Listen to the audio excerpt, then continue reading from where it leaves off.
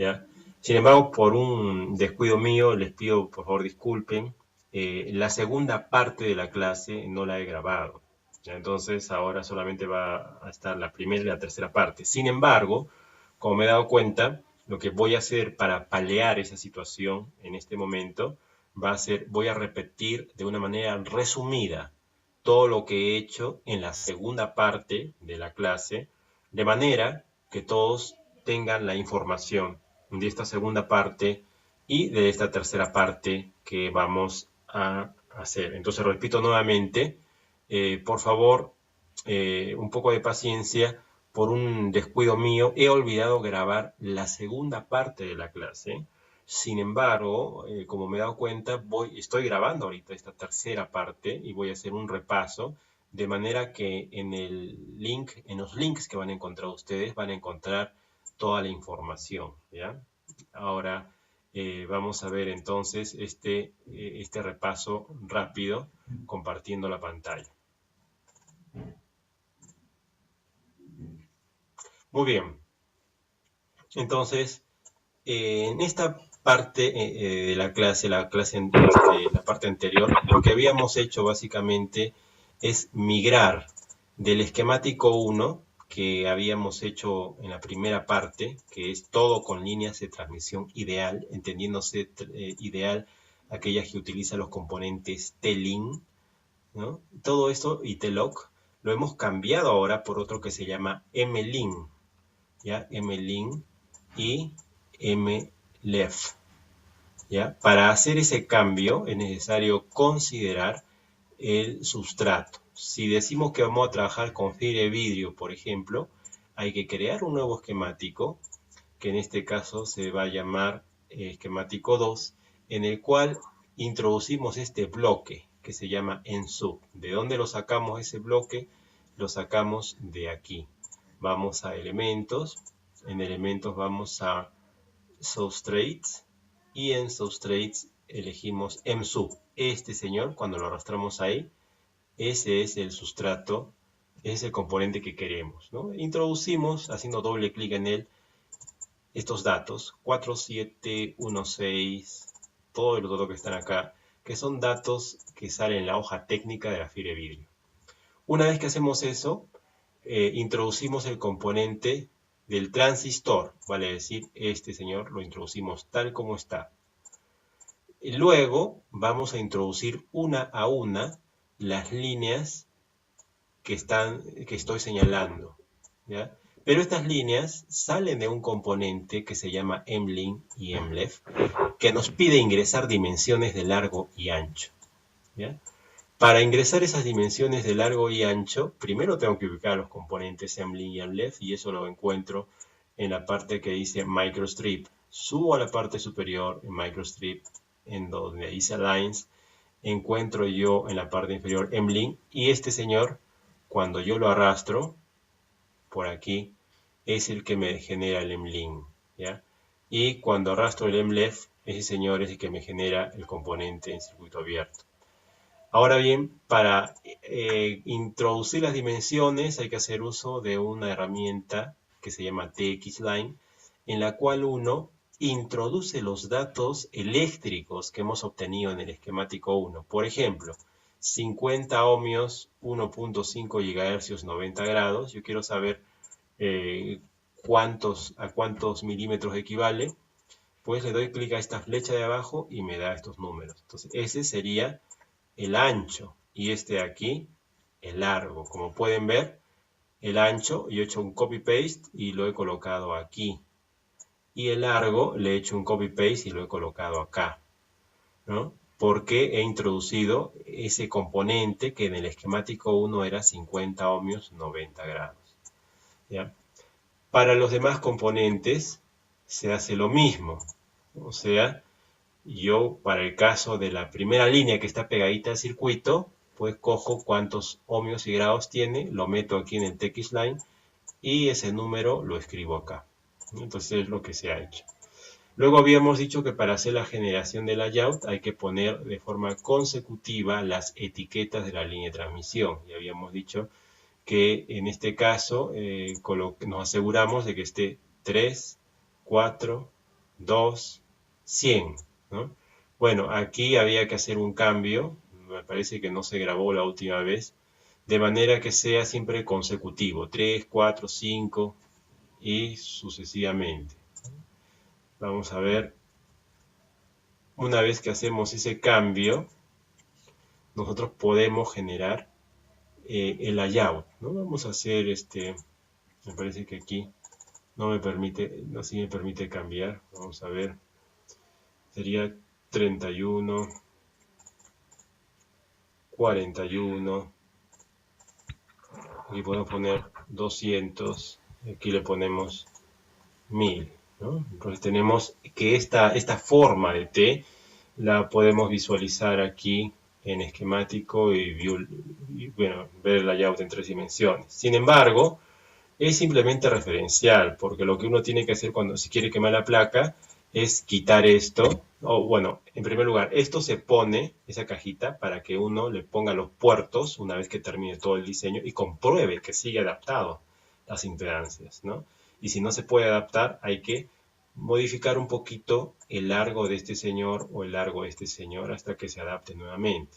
Una vez que se tenga eléctricamente la buena performance, congelamos las dimensiones y luego nos encargamos de llevar todos estos números, mejor elimino esto y digo, llevar todos estos números que están aquí a un programa profesional de generación de placas, ¿no? Que puede ser Proteus, el AutoCAD, el CorelDRAW, cualquiera de estos, de manera de que a ustedes les salga un layout, una figura aproximadamente como esta, ¿no? Como esta que están viendo aquí, ¿no? Esa figura número 2.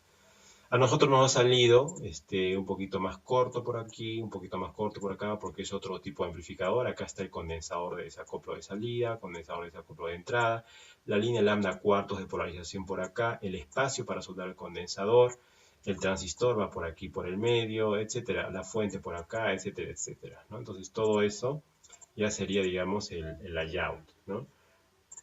A ustedes no se les va a exigir layout, ¿no? Es voluntario, lo que quiera hacer lo hacen, pero no se les va a exigir layout, simplemente la simulación, ¿no? Que esté adaptado, básicamente, el amplificador, ¿no? Entonces, habíamos ya cerrado todo este tema para que ustedes sepan qué es lo que hay que hacer en ese proyecto integrador. Coger un transistor, adaptar entrada, adaptar salida, ponerlo de polarización, llevarlo a estos componentes MLIN con microstrip, hasta aquí sí es obligatorio llegar, ¿no? Y ya luego después cada uno puede hacer más cosas. Uno de los compañeros preguntaba, ¿qué pasa con el ancho de banda? Y habíamos dicho, sí, es cierto, esto es banda estrecha, pero hay otras técnicas que permiten mejorar el ancho de banda, ¿no? Nosotros vamos a tratar otro día estas técnicas para mejorar el ancho de banda, ¿no? ¿Alguna consulta más?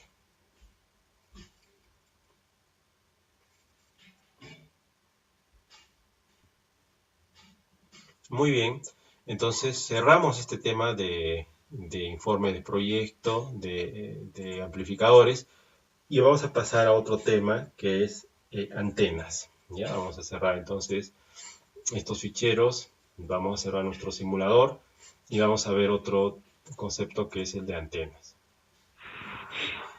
Sí, la clase está siendo grabada, ya habíamos comentado, ¿no? La primera y la tercera parte, porque la segunda no se grabó, pero ahorita justamente acabo de hacer un repaso de la segunda clase, ¿ya? O sea, tienen todo el contenido grabado, ¿ya?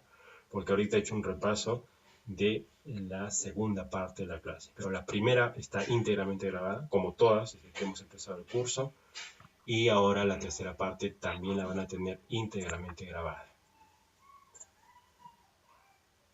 Muy bien, entonces cerramos nuestros ficheros y vamos a ver la parte de antenas, ¿no? Entonces vamos a ver aquí, vamos a la sesión 6, un segundo.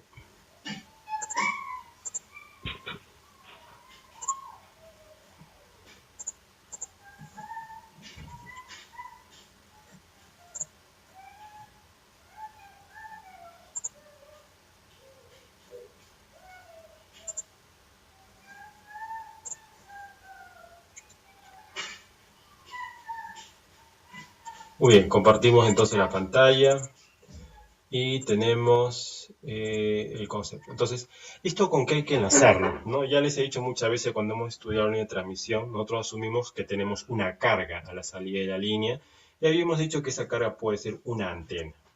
Cuando hemos visto el amplificador ahorita, hemos dicho, y la salida viene por la derecha, no hay que adaptarlo a una carga. ¿Cuál es la carga? Una antena. Imaginemos que el amplificador de 5G va a ser conectado a una antena también de 5G. ¿Ya? Entonces vamos a ver el tema de las antenas como una continuación de amplificadores, pero para ello hay que hacer un breve repaso, ¿no? Antena como dispositivo encargado de transmitir o recibir energías, ondas electromagnéticas, interfaz entre transmisor-receptor, es recíproco y pasivo. O sea, se puede usar tanto en el transmisor como en el receptor. La misión de la antena es radiar la potencia, tiene una propiedad que se denomina direccionalidad, que nos permite concentrar la energía en una dirección más que en otra. De acuerdo a las bandas de frecuencia, hay antenas que se diseñan para diferentes frecuencias. Nosotros estamos interesados en las frecuencias que vemos en las partes inferiores, UHF, CHF, ¿no? Y EHF, porque es microondas. También hay otra clasificación en base a las bandas, en base a letras. Bueno, normalmente uno tiene que empezar el estudio de antenas recordando de que hay un principio que se llama el principio del dipolo radiante, ¿no? El dipolo lo podemos ilustrar fácilmente con esta figura aquí. Todo esto de acá, imaginemos que es un cable coaxial. Acá está el vivo y abajo está el neutro. Si del vivo doblamos un pedazo y del neutro otro pedazo, de tal manera que la distancia entre ambos extremos sea la mitad de la longitud de onda, tenemos un tipo de antena que se llama dipolo de media onda y esta estructura nos permite enviar ondas hacia el exterior. Entonces esa es una concepción básica de tipo de antena. Entonces, hemos conversado de la figura anterior de un tipo de antena que se llama dipolo de media onda y la distancia de separación de los conductores puede variar, puede ser también un cuarto de onda, como están viendo en la parte izquierda de la pantalla, aquí un cuarto de onda, entonces se denominaría un dipolo de cuarto de onda. Las antenas tienen un diagrama de radiación que viene a ser básicamente la representación en los tres ejes del espacio del campo eléctrico o intensidad radiada, ¿no? Acá tenemos un punto y si queremos definir ese punto en el espacio, en el estudio de antenas se hace a través de tres parámetros, ¿no? Uno es un radio del origen, la distancia desde el centro hasta este punto. Otro es un ángulo que se denomina ángulo teta y otro es ángulo phi. Siempre los ejes del espacio se representan de la forma siguiente: z apuntando hacia el cenit, quiere decir hacia el cielo, y x y y en el plano de la Tierra, ¿no? Y en consecuencia la definición de los ángulos teta y phi es la siguiente. Teta es de z hasta el vector que estamos viendo aquí, ¿no? Ese ángulo que forma el vector del punto en cuestión con el eje z se denomina teta. El ángulo phi es el ángulo que hay entre el eje x y la proyección de este punto en la superficie de la Tierra, ¿no? Y con esos tres parámetros ya tenemos en coordenadas esféricas la ubicación del punto en el que queremos analizar la radiación de la antena. Entonces tenemos planos, ¿no? El cenit, que viene a ser el eje Z, y el azimut, representado por los ejes X y Y. Entonces, hay una propiedad que es patrón de radiación de una antena, que es un diagrama polar donde se representa el campo eléctrico o densidad de potencia con respecto a los ángulos de radiación.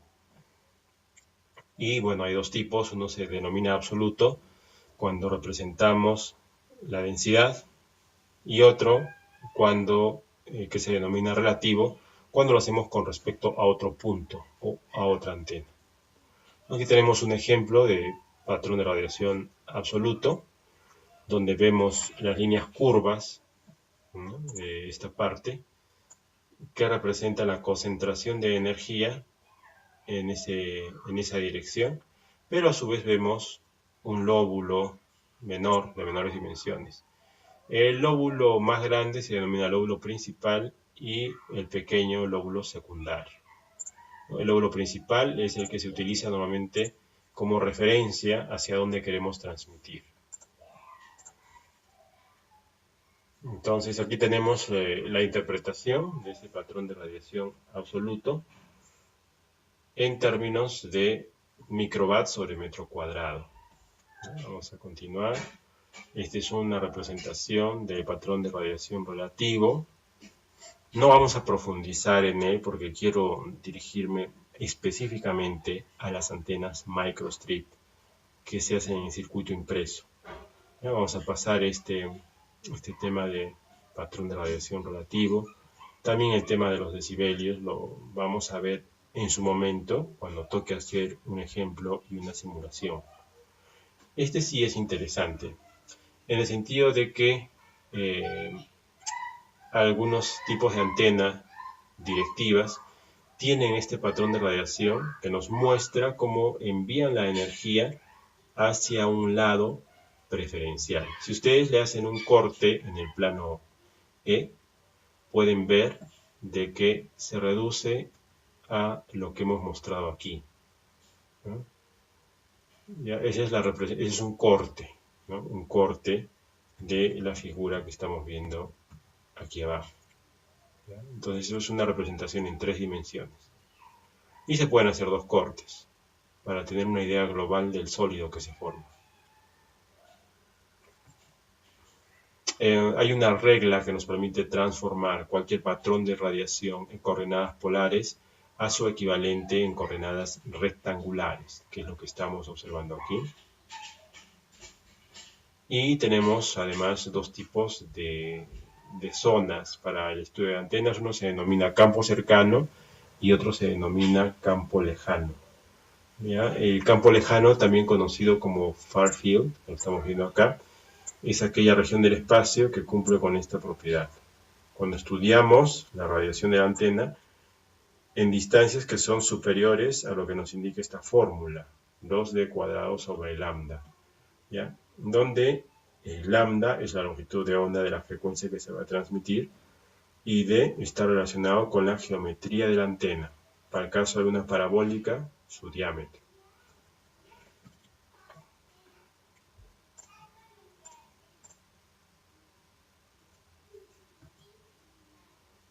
Muy bien, ese tema de ancho de 3 dB vamos a obviarlo porque lo vamos a ver cuando toque.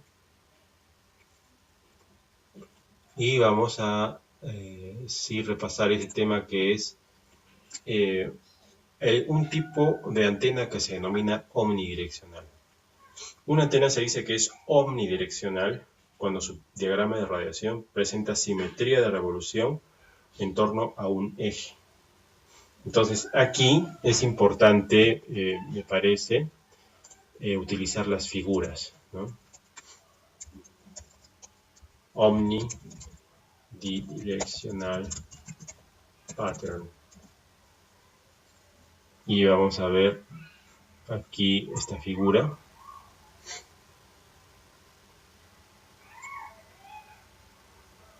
¿Ya? Una antena omnidireccional tiene un patrón de radiación parecida a esta figura que estoy mostrando acá, a esta de acá. Es un toroide, ¿ya? Un toroide, o lo pueden denominar a lo mejor una dona, ¿no? También está representado por esta forma, ¿no? Y es un patrón omnidireccional. Hay otro tipo que se denomina isotrópico. Isotrópico viene a ser una esfera, que lo que hace es radiar por igual en todas las dimensiones, ¿ya? Entonces, para el caso de la antena dipolo, por ejemplo, este viene a ser su tipo de patrón de radiación. Una antena, un patrón omnidireccional, ¿ya?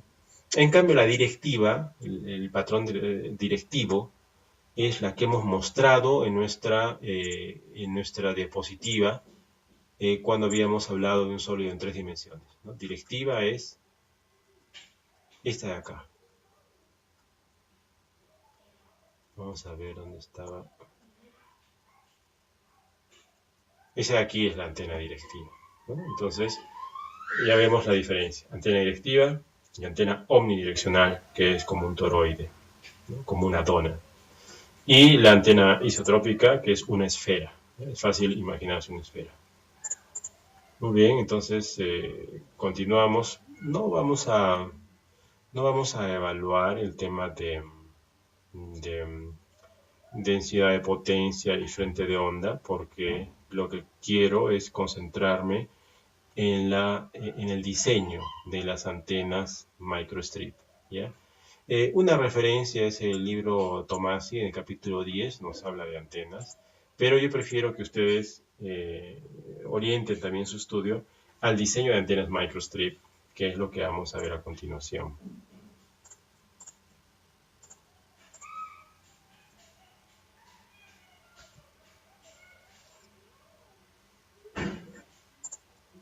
Muy bien, entonces antena microstrip también se conoce como antena patch y viene a ser básicamente una antena de banda estrecha que lo que hace es ser fabricada a través de la deposición de un metal en un dieléctrico, en un sustrato. Y lo que se hace básicamente es generar esta figura, ¿ya? Una antena tipo, hay varios tipos de antena.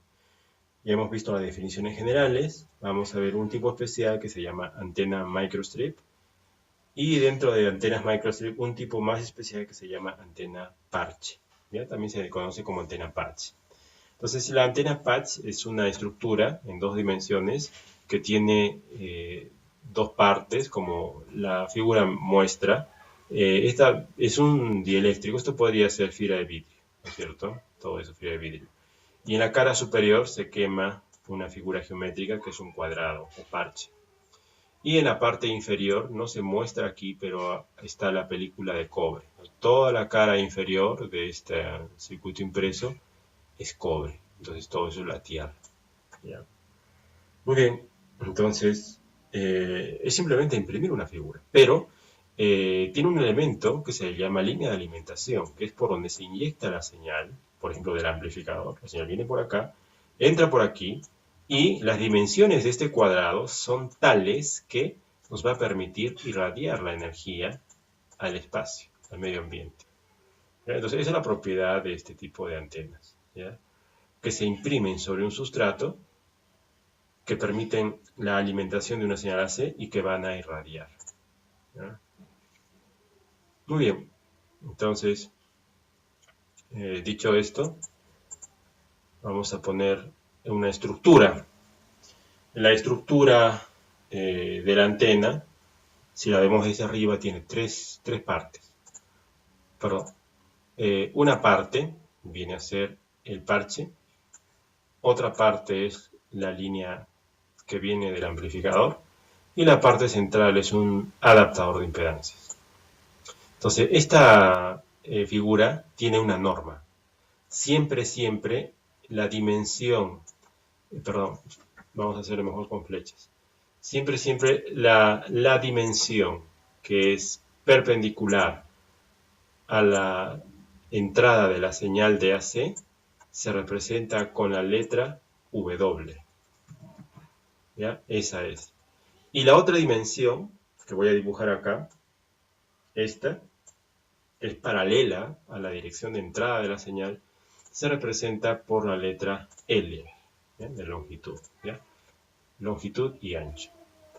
Y para este caso se hace uso también de la propiedad de transformador de lambda cuartos que hemos estudiado, que nos dice, si quieres adaptar la impedancia de todo este parche a la impedancia de 50 ohmios que ves acá, tienes que hacer una línea que mida 90 grados, pero que su impedancia característica Z1 sea la raíz cuadrada del producto de los extremos. Entonces, una vez más, se vuelve a aplicar los conceptos que hemos estudiado en clase. Ahora bien, este es un repaso, ya no tiene sentido, ¿no? Hacer el repaso, hemos visto muchas veces, la diapositiva también, el transformador de cuarto de onda, pero sí tiene sentido ver algunas ventajas, ¿no? Las ventajas de la antena microstrip son de que ya se pueden, en algunos casos, eh, formar, se pueden deformar, amoldar, de acuerdo a la superficie curva de vehículos como avionetas o vehículos espaciales. Y también se incorporan dentro de los dispositivos de radiocomunicaciones, ¿no? Dentro de muchos modelos de celulares, uno los abre y encuentra ese tipo de antenas. ¿Ya? Estas antenas tienen una ganancia directiva, ¿no? Es una directividad entre 6 y 9 dBi. ¿Qué significa esto? Bueno, ya sabemos que es directividad, ¿no? Tener un patrón de radiación directivo es enviar la energía con cierta preferencia a una dirección del espacio. Y esa preferencia se mide con un número. Ese número es la ganancia directiva y en este caso tiene un valor que está entre 6 y 9. ¿Ya? Pero evidentemente hay antenas que son mucho más directivas que las antenas microstrip. Esa tiene cierto grado de directividad. Pero tiene más que todo la ventaja de que se pueden imprimir, ¿no? Y fabricar rápidamente, ¿ya? Utilizando técnicas de litografía. Las desventajas es que son para poca potencia, poca eficiencia y de ancho de banda estrecho. ¿Qué significa esto? Bueno, ancho de banda estrecho, yo creo que ya todos sabemos, ¿no? Alrededor de la portadora hay frecuencias que se transmiten, eso es el ancho de banda. Estas antenas funcionan, pero no con mucho ancho de banda. Pero hay técnicas para mejorar. Pero por otro lado, tampoco no permiten transmisión de grandes potencias. Ustedes saben, el celular que usa estas antenas trabaja con potencias bien bajas, ¿no? Normalmente para ellos es suficiente. Pero si se quieren distancias más grandes o potencias más grandes, pues hay que utilizar otra tecnología de antenas como en guía de onda o en cables, ¿no? Ya no microstrip, porque va a haber energía que va a maltratar el sustrato, o sea, energía que no lo va a poder soportar el PCB, ¿no? Entonces, para ese caso hay que utilizar aluminio u otros materiales para diseñar nuestra antena, ¿no? Entonces, vamos a pasar esta parte que dice resumen, bueno, valores típicos de ganancia, 6 dBi. Eh, Cuando ponemos la unidad dBi, significa decibelio, con respecto a una antena isotrópica. La isotrópica es una antena ideal que irradia por igual en todas sus direcciones. Entonces, antena isotrópica como irradia por igual, decimos que tiene una ganancia de 0 dBi. Entonces, la antena patch tiene un poco más de ganancia, que son 6 dBi. Aquí tenemos cómo se puede medir la antena microstrip, la antena de alta frecuencia, en una cámara anecoica. Básicamente se mide la transmisión de la antena, la recepción de la misma antena a diferentes frecuencias, ¿no? Y para el diseño hay que considerar la constante eléctrica, que es el epsilon sub r que habíamos comentado anteriormente. O sea, todos los mismos parámetros que usamos para diseño de amplificadores también se usan aquí, ¿no? Empezamos mencionando la constante eléctrica, que se denomina o se representa por epsilon sub r. Bueno, su definición pues la vamos a... Básicamente, su definición es la relación entre dos energías que se absorben en el sustrato. Pero vamos a pasar de este tema directamente al diseño, ¿no? Estamos viendo acá L, la longitud del parche, que es un número a calcular, y existen fórmulas para calcular los parámetros más importantes de esta antena, que son L y W. Entonces, diseñar el parche rectangular, es calcular W y L a partir de parámetros del sustrato y de la frecuencia de operación, básicamente. Entonces tiene que haber una fórmula que sea función de estas dos variables, frecuencia de operación del sustrato, que permita despejar L y W. Entonces eso es lo que nos quiere decir esta diapositiva. Vamos a continuar. Esa tabla muestra una relación de diferentes materiales con sus constantes eléctricas y tangentes de pérdidas. Entonces ahí tenemos una variedad, no solamente fibra de vidrio, sino otros, aquí está la fórmula para calcular el ancho. Sin embargo, nosotros vamos a usar simuladores, vamos a usar MicroOffice también para calcular el ancho y el largo de la antena. Aquí está L de largo. No vamos a estudiar la demostración, simplemente vamos a utilizar las ecuaciones que ya existen porque estas ya están implementadas en los simuladores comerciales. Entonces aquí tenemos las transformaciones. Aquí tenemos una captura de pantalla de cómo nuevamente esta herramienta TX-Line nos va a permitir calcular las dimensiones de antena microstrip. Y bueno, vamos a ver nosotros cómo podríamos diseñar una antena para 5G. ¿Bien?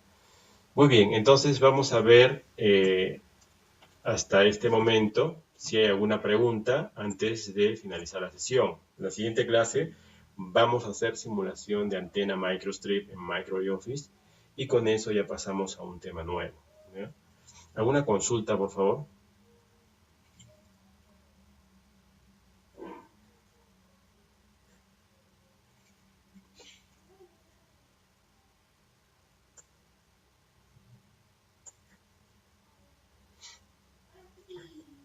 A ver, tenemos en el chat una pregunta.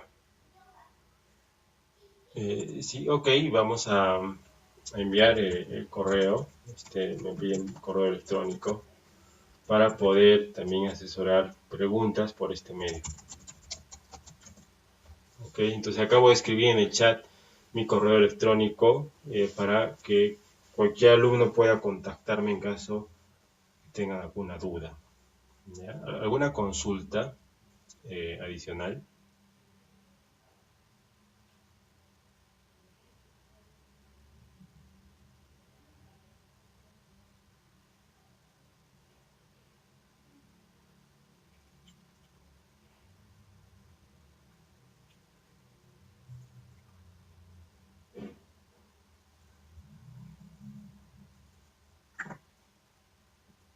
Muy bien, entonces, como no hay consultas, esto sería todo por hoy y ya nos estamos comunicando la siguiente semana.